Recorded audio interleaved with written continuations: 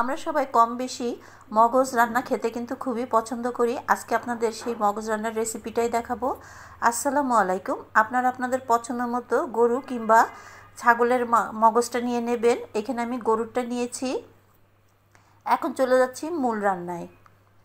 এখানে দিয়ে দিলাম সাদা তেল। প্রথমে আমি সাদা তেলটা ব্যবহার করেছি। তারপরে দিয়ে দিলাম 1 কাপ মতো পেঁয়াজ। পেঁয়াজটা একটু বেশি করে দিতে হবে। আমার পেঁয়াজটা একটু লাল লাল করে আমি ভেজে নেব। এরপরে আমি বাকি মশলাগুলো দিতে থাকবো। প্রথমে দিয়ে দিলাম আমি একটা তেজপাতা এরকম করে ছিঁড়ে দিয়ে দিলাম। এরপরে দেব আমি এলাচি। আমি এখানে 4টা এলাচি ব্যবহার করেছি।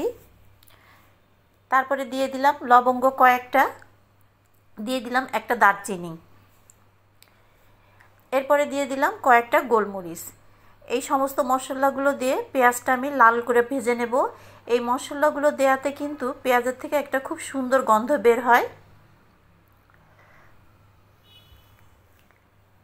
আমার পেঁয়াজটা কিন্তু ভাজা হয়ে গেছে।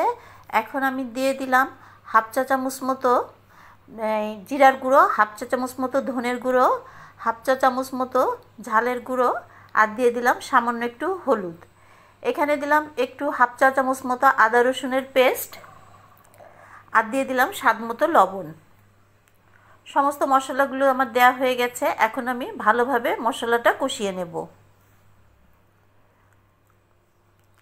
দিয়ে দিলাম অল্প একটু পানি, যাতে মশলাটা পুড়ে না যায়।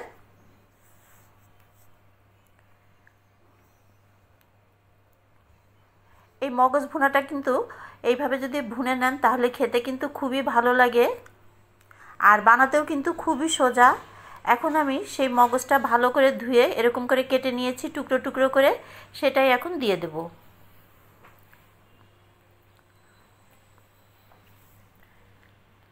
এখন আমি খুব ভালোভাবে এখানে কষিয়ে নেব, আর পানি এখানে খুবই কম পরিমাণ ব্যবহার করব আমি। একটু ঢাকনি দিয়ে ঢেকে দিলাম।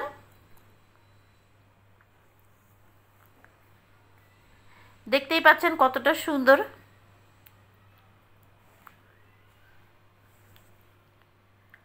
আমি আরও কিছুক্ষণ এটা ভেজে নেব এই কড়াইয়ের মশলার ভিতরে।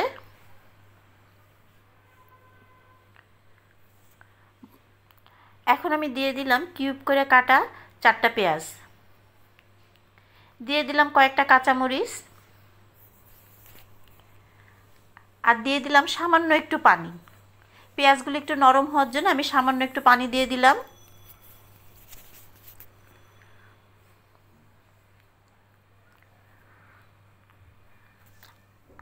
আমি ঘিলুগুলো একটু করে ভেঙে দিচ্ছি।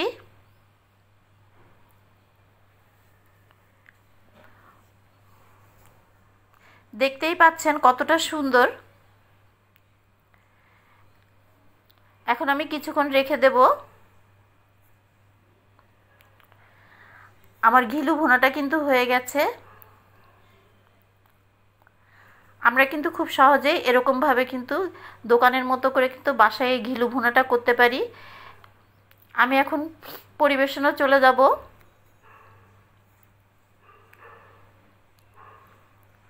আমার ঘিলু ভুনাটা শেষ। নামানোর আগে আমি একটু সামান্য সরিষার তেলটা দিয়ে দিলাম, এতে করে ফ্লেভারটা সুন্দর হয়। দেখতেই পাচ্ছেন আমার ঘিলু ভুনাটা কীরকম হয়েছে। যদি আপনাদের রেসিপিটা ভালো লাগে তাহলে একটা লাইক, কমেন্ট, সাবস্ক্রাইব করে দেবেন। দেখা হবে পরবর্তী কোনো একটা রান্না নিয়ে।